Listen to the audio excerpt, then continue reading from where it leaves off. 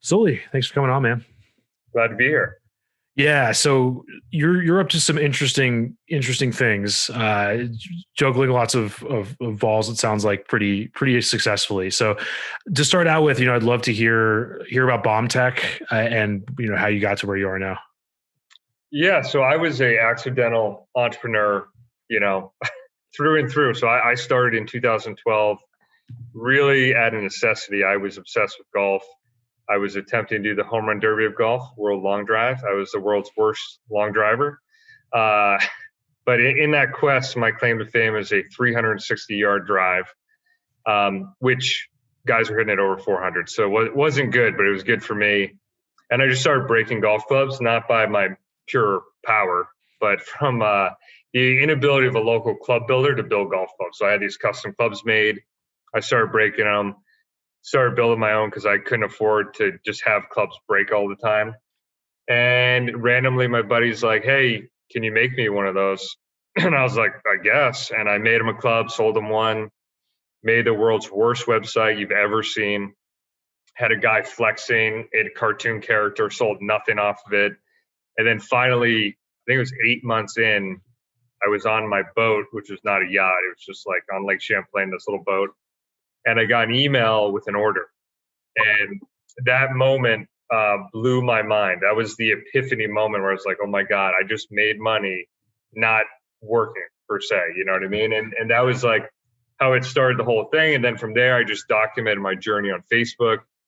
Literally just me on camera, just really use the engagement model. And I didn't know what that meant at the time, but I just had conversations at scale in email, on social. I had like a video get 300,000 views, and I commented on 10,000 comments till my thumbs were bleeding. And we scale that up and do between 5 and 7 million a year with 2 employees. And then from that success, 3 years ago, my first employee and I now own an agency. So it's a whole different business model where we help other e-com brands with their email marketing. So we're a Clavio specific agency. We've got 33 clients. I think we're top 25 Clavio agency in the world. We're platinum in terms of revenue managed. And now that's a whole different business because that's a people business, service business, and learned a lot. And now I'm just delegating a lot and just trying to find good people. Very cool. And there's so much to dig in there. And I just love it because it's such a classic, inspiring story, kind of scratching your own itch, developing a product, having it work.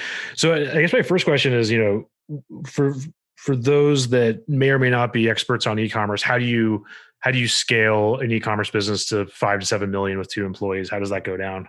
Yeah. So like for me, I used to work 20 hours a day, 7 days a week, doing all the wrong stuff. And like I've had a lot of life events that have changed how I work and operate, but I used to do everything because I want to control it and really strangle the business. And it couldn't scale, right? I was even assembling clubs myself. That's how stupid I was. And to scale it up, I had to really break free from myself. So I started slowly hiring experts, right? So the first thing for me was a customer service person. At first, I was like, oh my God, no one can answer the phone as good as me. Like that's how insane I was. But that's because I love the brand, right? And then I hired an email or a ad expert. Then I hired a 3PL to ship the products. Then now I've got my agency, Ecom Growers, that does my email. And really, I've got an inventory guy. Really what I have set up is a business that is siloed out into different agency experts that allow me to work really, I call it I'm the coordinator of BS, where jokingly aside, I just coordinate the different agencies, different experts, and have a high level view. And the beautiful part is like Black Friday, Cyber Monday, I didn't work. Like people think I'm insane, and I didn't even. It's funny, like my best sales days, I didn't even look at sales. I didn't even look at Shopify app. I was on like this summer, we did a launch. I think we did 120K in a day, and I was out fishing on the boat with my kids. And that was not the case 8 years ago. But it's really by figuring out what levers and what things actually move the needle. And it almost got to a point of frustration for me because I was an obsessive entrepreneur that always wants to work and improve. And I outsourced so well that I had nothing left to do. So I was like, what the hell am I going to do? So now I've got an agency. Yeah, that's cool, and I'd love to just dig into like that middle part of that journey a little bit more. Like, was there a moment when you were like, okay, I can't do this anymore? Like, how did it play out? Yeah, so there's been so many moments and epiphanies where I was like, literally, I was pressed against the wall so hard where I just had to make these decisions. The first big one was I was fired from my day job the week before Thanksgiving when my wife was pregnant. Just found out she was pregnant week before Thanksgiving. I had a great job. Bomb Tech was a side hustle, just doing like 10K a month. Got fired, and my wife's like, "What are you going to do? You're going to go full time with Bomb Tech?" I was like, "I don't know what that means." And that period of time when I had my first kid, I literally that was the hustle period. I like literally did everything wrong, but worked all day every day with a newborn to figure it out. Right. So that got me to like $1 million. And then at that point, I figured out Facebook ads because Facebook ads were new. This is 2013 or 14. And I ran them horribly. And then I found an expert. So I vetted experts, figured out, and hired and fired a lot of agencies. So that was my phase two, is like finding people smarter than me. And that process was just so painful because I went through agency after agency. I'm like, dude, there's got to be someone smarter than me. Like, I'm not that smart. Found a guy, and we literally from there just figured out he ran the ads. I worked on the creative and the offers, and we went from 1 to 4.2 million. That was like the first big jump. And then the next jump was when I had my second kid.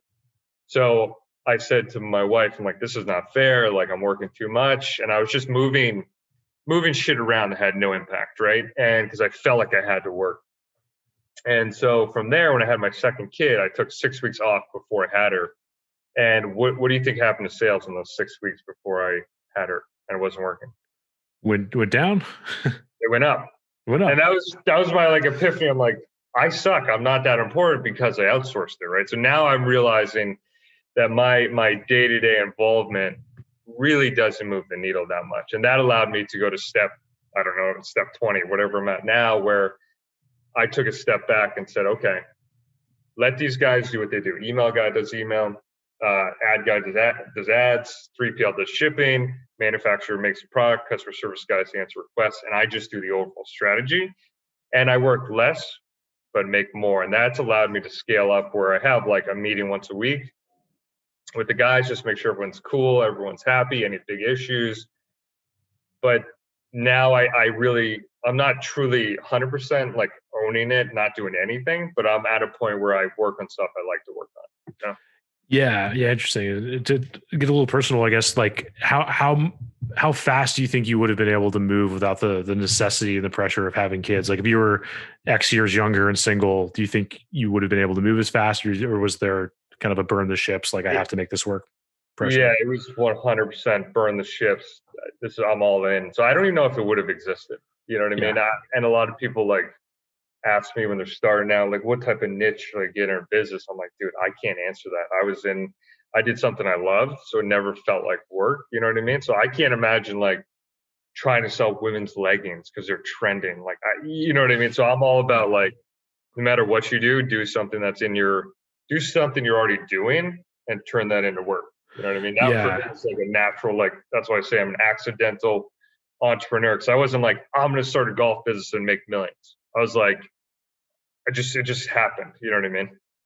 Yeah, and I've always noticed that with a lot of the agencies that we observe and look at, is there's a lot of people that kind of want to day trade. They're like, "Oh, this because this is up, this is down," and it's like you're already late to the party. You should focus on where you can be useful, and things are going to go up and down no matter what you do, right? So that I'm glad to hear you kind of validate that. So to dig a little bit further into kind of getting yourself out of the machine, and you mentioned kind of working through lots of agencies and providers, like, were there any meta lessons that you picked up on for actually identifying the people that would be effective? Was there anything that just kind of jumped out at you as, okay, when these things are in place, I'm likely to have a good person versus somebody that's not going to work? Yeah. So hiring specifically for the agency, I'm still a rookie and I'm getting better at hiring. But for e-commerce, in terms of vetting experts, I did come up with a system that I had to, a necessity, because I went through so many agencies. So what I ended up doing, and one of my biggest mistakes I had made was about 4 years ago, where I fired my ad guy. And I fired him, although we were at a 6x return ad spend, because it was off-season month, I was like, sales are down. We weren't growing again and again and again. I was like, it was January. So I had unrealistic expectations, didn't know the ad platform, and let him go because I thought he wasn't focused, which was just stupid. So that was probably the hardest year of my life because I had to vet agencies throughout the whole year, couldn't find anyone that could get the results he was getting. So I ended up learning ads myself, and it was so painful because I'm not that smart. And I had to literally dive in. I took like 1 million courses. And what I ended up doing is I ended up hiring a coach to teach me baseline ads. So we had a weekly call. I would build out ads. And then he's like, dude, you're beating me. You know your shit. And then I said, well, still, I don't want to do this, right? So then I started vetting experts. So what I would do is there was a number of like experts that want our business. I'd say, listen, you think you're legit? I'll pay you for a 1-hour screen share. You and me, I'll pay you whatever your hourly rate is. And literally you'll build the ads with me. I had 2 goals. Number 1, I would learn something if they were smarter than me. Number 2, if they beat me, they're hired. And it took me 12 people. And the 12th guy was like, bro, you suck. And he whooped my butt. And he has been my ad guy for now 2 years, and we've been crushing it. We run like a 5X. But that was really my moment of like, all right, instead of hiring an agency and having them work on a retainer and just like do a whole start like build out and then wait for 8 weeks to suck, I was like, yo, let's just do it. And really the learning lesson for me is like, I need to know enough in every category to be dangerous enough to hire and fire. That was the takeaway. And like, that was my big mistake is I need to know enough. If I'm gonna run ads, I need to know how to run ads to at least hire and fire someone. Yeah, that's super interesting. And with that, like, how did you land on ads versus any other channel? Like, were there channels or just things you guys scrapped along the way, or like what were the things that you completely did away with throughout the process? Yeah, I mean, we tested so many things in terms of if you're talking about like driving new revenue, and like for us, and that's the thing too, is like one of the years, 2018 is like my year I tested everything. And I tested, influencer marketing, this tactic, this strategy, everything you could possibly imagine. For us, it just came down to like core basic things to be good at. Paid traffic, Facebook and Google, and then back end stuff, email and SMS. And it's like, once I focused on those 2 things, like then I could truly make and scale and be better versus being distracted and trying all these different like marketplaces and all these different things. So I'm not good at much, but I'm okay at figuring out what works and just doing more of that. Whereas before I'd get distracted and just try 9 million things. And for our agency, it's funny, like we did the same thing where I was like, dude, I'm going to try all this shit. And now I know you guys are big cold email, and like cold email is crushing for us. It's like I do podcasts to get leads and we do cold email. And really it's like those 2 things, that's 99% of it. Whereas before I was like, let's try this. And I think that's part of the learning is you got to be willing to experiment, but realize not everything is going to be like a Facebook ad that you can scale for e-com. It's like cold email for us on the agency. That's like one of our 2 pillars, and that's allowed us to grow. Yeah, that's really cool. And I think it's fun because it kind of makes you into this craftsman that's like you're just sharpening your blade as opposed to bouncing around all over the place, which is great. So to kind of segue to the agency, so you've built up this 5-7 figure e-commerce business. You're not working at all. You got 2 employees. That's it. Why start an agency? So again, this is a total like all of my businesses have been accidents, like not looking to pursue them. So like we had a case study come out on Bomb Tech on Clavio, and they're like, this company Bomb Tech's crushing it. They're doing like 40% of revenue from email. Like they're doing this innovative stuff, and people just started hitting me up. So I started doing a bunch of podcast interviews just for Bomb Tech, and then I would get just DMs like all the time on Facebook messages like, dude, can you help me? And I was like, absolutely not. And because I was like, e-com brands are like, they're so complicated and have so many pieces. Like, I don't even want to get involved in that. And Chris, who was my first employee at Bomb Tech, who was like the most unique young employee ever. He would text me. This is at like 2 a.m. coming home from the bar. He's like, dude, have you seen the conversion rate on the website right now? Like, just he was all in, wanted to learn, worked 100 hours a week on his own regard. Just he was a unique guy. And so when he was running my email, we were killing it. A couple years into it, he's like, dude, I'd like to start helping these brands that are contacting you as a side hustle. And I was like, dude, nothing I want more than for you to win. So I supported him and said, hey, go for it. If this takes off, I'll support you in whatever you can do. He went out and closed 3 clients that had reached out to me, and he had did some cold outreach himself and closed them. I said, tell me what the results are in 30 days. So he took 3 e-com brands. I think he doubled or tripled their email revenue. I was like, all right, that's legit. So I said, let's partner up.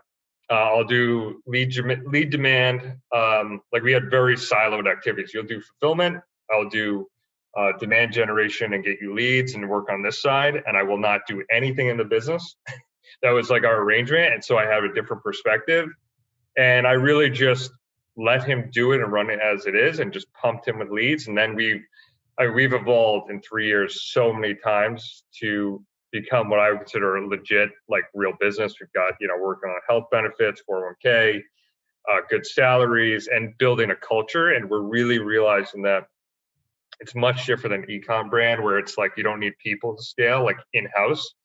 An agency, you need good people. So really, we're at 33 clients. We got 5 waiting.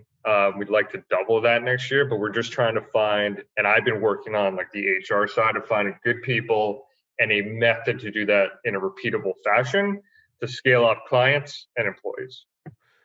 Right. That makes sense. And to back up a little bit, can you talk about Clavio for those that don't know and just kind of what it does? Yeah. So for e-com brands, every client we work with uses it. It's a email platform. So we send out campaigns, automations, and really drive more revenue. So a lot of times, Facebook ads is the front end, gets you traffic, but really the profit and money is really made on the back end. So for us, like our average client will come in at like 10 or 15% of revenue from email. Then we'll bring them up to like 30 to 40%, depending on the client. My personal brand or a brand that does a lot of launches can be up to 50%. So for me, it was like a really tangible, easy offer.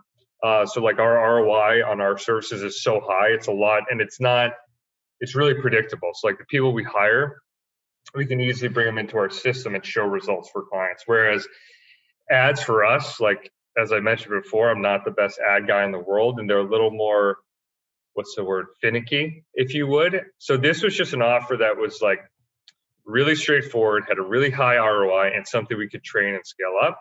And it was what we were truly experts in. So we just kind of went with that, and we've been so focused at doing one thing and doing it really well, and not like we keep on getting distracted. Like we can do CRO, we can do ads, but we keep saying no. So we're trying to be one thing and do it the best so we can scale up systems, people, the whole thing.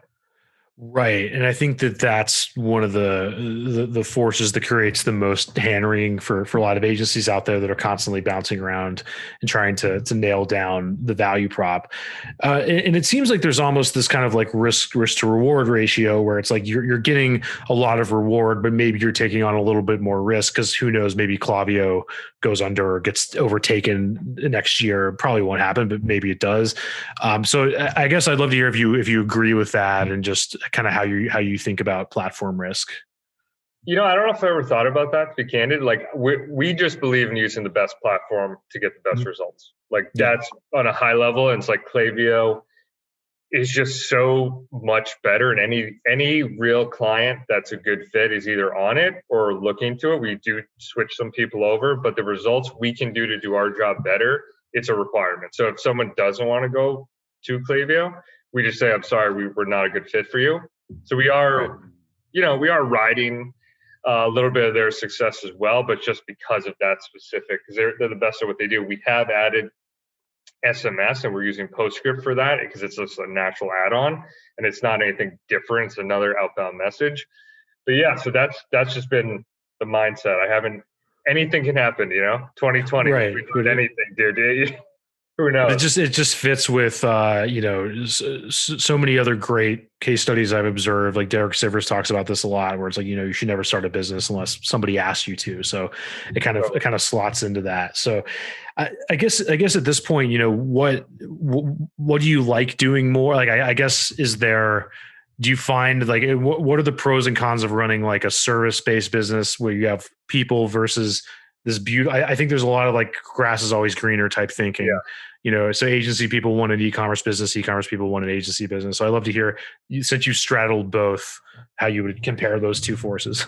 Yeah, it's something I talk about a lot, actually. I just talked to my partner about this in depth yesterday. It's like e-commerce is so beautiful because it doesn't require my time, right? It's just like runs its course as long as ads are crushing it and like all the components are working. It's scalable, right? Like we can have a day where we do 6 figures in a day and I did nothing, right? Or like there's very little involved for me. But it's a cash flow nightmare. So I mean, like we manufacture our own products, and the barrier to entry and capital required to do that is crazy. Like I took a lot of risk early on with golf clubs being, our lead times are 60 days minimum, and I make all our own products, our own molds and tooling. So I did millions for 3 years and had loans that would make you throw up. Now I'm at a point where it's profitable. It's always been profitable, but the cash flow from sales pays for a new product. But still right now we're putting in an order for like $3 million for next year. So like that's scary every time. So it's like you make money, you have to reinvest it. Whereas the agency is people intensive. It's a much more of like what I call traditional business. We have a lot of people. You have more of a culture. Like I really don't have a culture at BombTech, although it's a great brand. It's like we got two guys. So it's like we go golfing, like, post COVID, we will again, and stuff. But it's like, it's not what this other brand is. And I kind of like the agency from a brand building culture side, because it's like, it gives me, I think, more excitement because you have more room to grow within the agency. Like we're making very specific, like you're tier 1, you can go to tier 2, tier 3. And I think the scale may be potentially bigger. I don't know, but really it's just totally different business. And from a cash flow standpoint, I mean, it's crazy. It's sweet. I mean, because like, we bill whatever we bill, our costs, we're really a high margin agency, which a lot of them, doesn't sound like they are, but we run like 70+%, some months 80 points. So we're getting, it's all cash flow, so it's just such a different beast. So it's like that margin and P&L, when you look at your profit, that's real money that you can pull. Whereas with an e-com brand, it's like, yo, you killed it, dude. Where's the money? Yeah. So it's just a different battle. So I like both, and I'm setting up both for the best they can be, and we're just having to invest more in people on the agency. That's that. Yeah. There's so much I'd love to dig into there. I guess the first question is, how much do you think the risk tolerance and that sort of muscle that you built, taking on loans and so on for the e-commerce helped, kind of made the agency risk that you're taking on, if any, just way easier? Do you think that was a basis that just kind of helped you move things off your plate way faster than most people can? Totally. Yeah. I mean, since Chris was my first employee and he's truly it's such a unique relationship we have. We set it up like he's going to run it, do it, and be the person in it. And we really just decided to do that. So I had that outside perspective. So I could come in, he could just go through like what he's doing and I could break it down. And that's been probably the best relationship we've had in terms of making us efficient. Because I come from the e-com background where I'm like, all right, unless we really have to do it, I either remove it, automate it, or delegate it. And we're trying to take that same approach into the agency where we have I'm obsessed with systems and making processes for everything. And I try to make them to a fault. But it's allowed us to scale up and have, a high not high, but 6 figures a month in revenue with 7 employees and be high margin. Whereas I think a lot of agencies, at least, again, I haven't talked to a ton, they seem to have a ton of people and not many processes, and therefore their margins are real tight. So that's been the one, I think, unique advantage coming from e-com, which is so different. And now I'm trying to almost open myself up to be like, okay, it's okay if we don't have a process for every single thing, which drives me nuts, and just have good people. And the big process I'm really working on, and I'm just rambling now, but is a process for finding and hiring true talent that are a good fit. And that's been the biggest, because at first I was just hiring people. I was like, yep, they're good, let's go.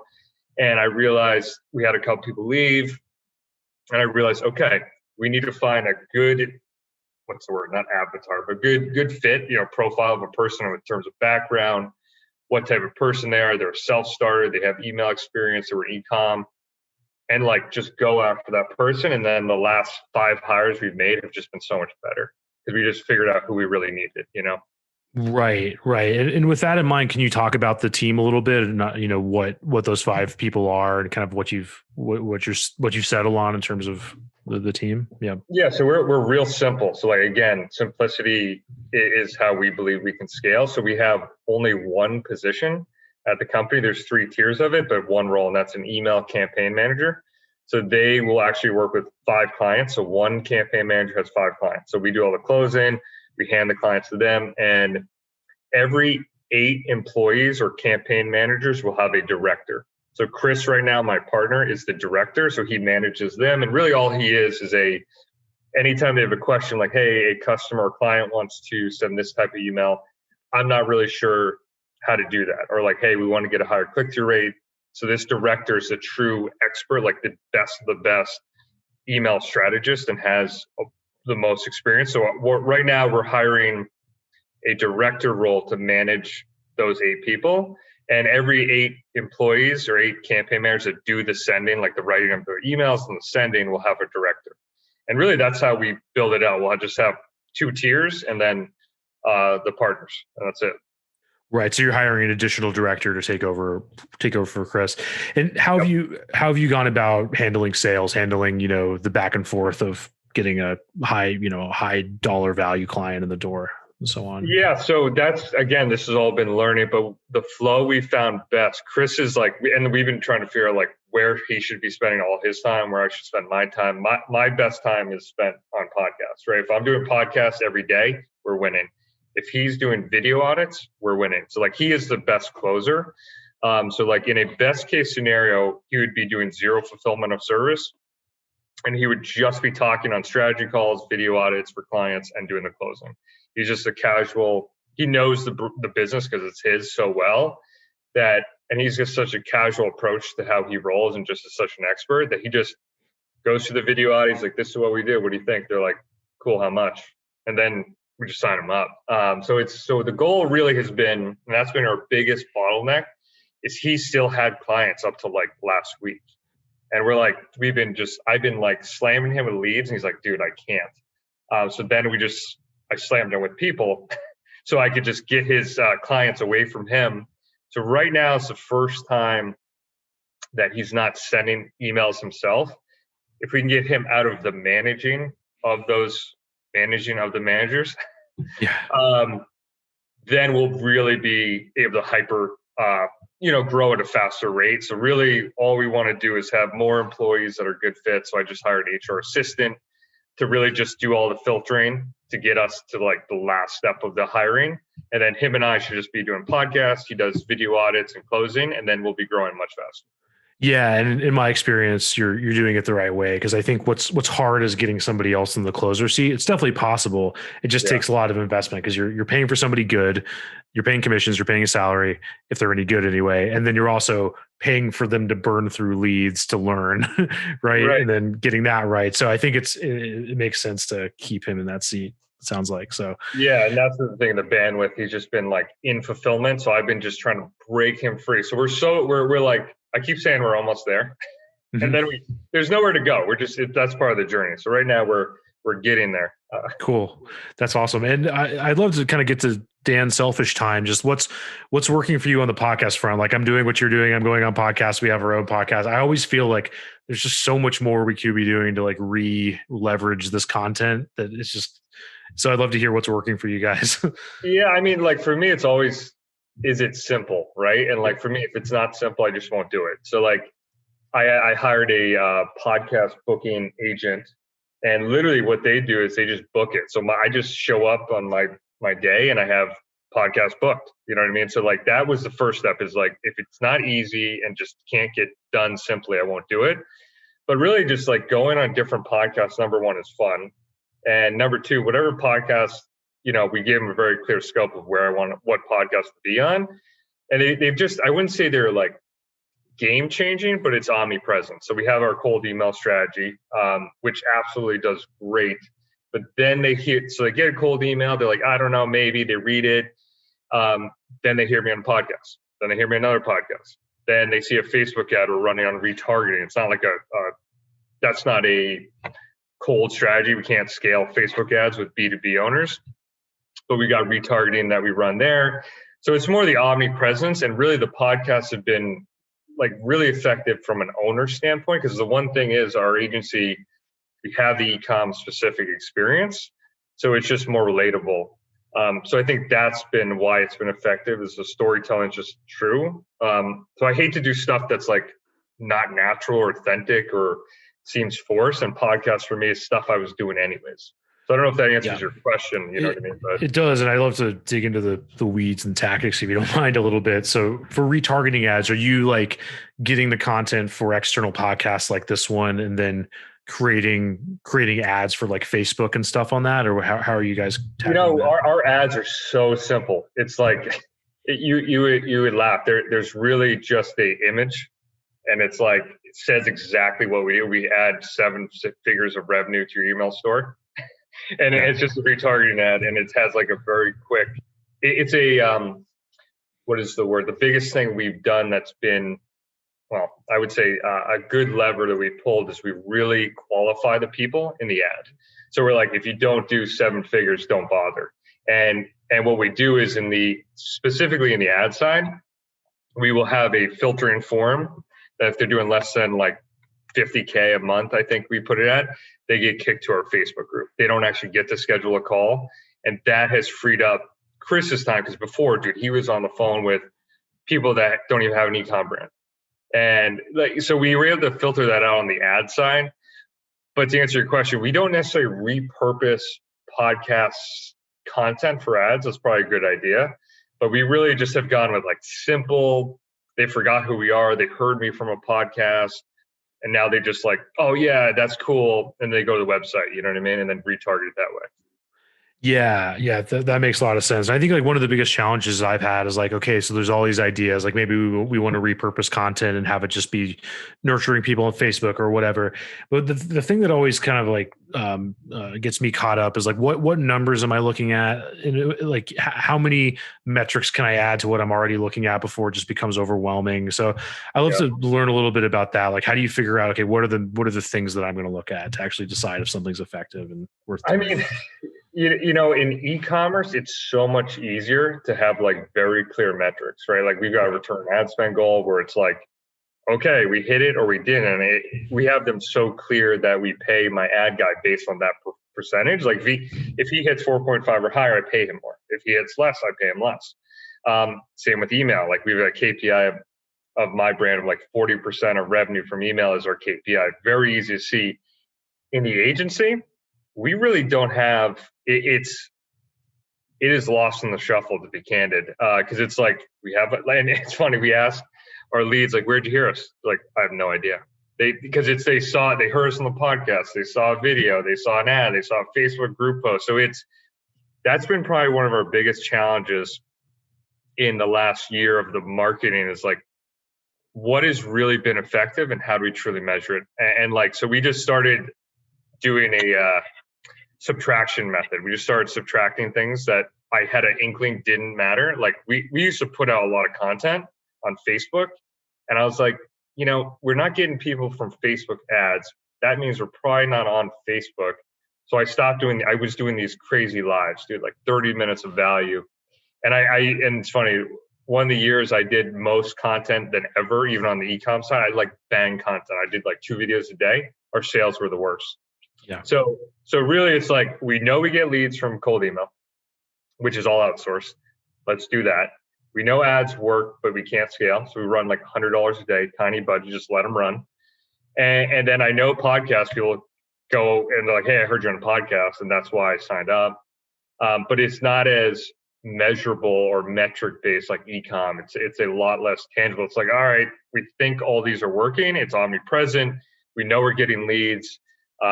So I hate to say I don't have great metrics, but it is much harder than e-com, where it's just like so black and white. And that was my biggest frustration. I was like, why can't I spend $3,000 a day on Facebook and get 50 clients? I was like, I hate this business. because it's so much different in e-com. It's like spend this, get this, Well, yeah, I think that what you said is incredibly useful, which is just you got to kind of just embrace that. To a certain degree, you have to embrace the uncertainty and not knowing, and that's the downside. The upside is, you get one client, and that's hundreds of thousands, millions of dollars, et cetera. So it's kind of baked into the whole equation, I guess. Yeah, that makes sense. Sully, this has been amazingly useful. I really appreciate it, man. I guess anything else you're working on, anything you want to talk about or promote at this point? Not really. I mean, the agencies kind of are, I wouldn't say my main focus, but the other business has been just kind of self-automated or somewhat automated. But yeah, just as the other e-com brands that are looking to scale up, ecomgrowers.com, love to help you out. But yeah, the agency space is it's 3 years old, which seems like it's been 20 years, but it's new to us. So really just trying to get better and connect with other agency owners. If they want to talk to me on LinkedIn, that'd be cool. Love to talk, because I'm deep in the e-com space. I don't have a lot of agency friends yet, but it's a cool space. Glad to be a part of it. Another accidental business started, and life's good. I got to ski more. That's really the plan.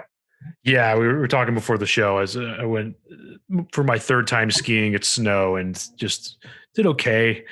Fell down a lot, jumped up the. I was skiing like 50, 60 days a year. So before COVID, I had 45 days in and a trip to Park City. So this is why I live in Vermont, man. So life is good, Yeah, that's great, man. Well, it sounds like you'll be safer than I am on the slopes. So keep at it. Yeah. Awesome, Sully. Thanks so much for your time. Appreciate it. All right, Dan. Thanks, man. Appreciate it.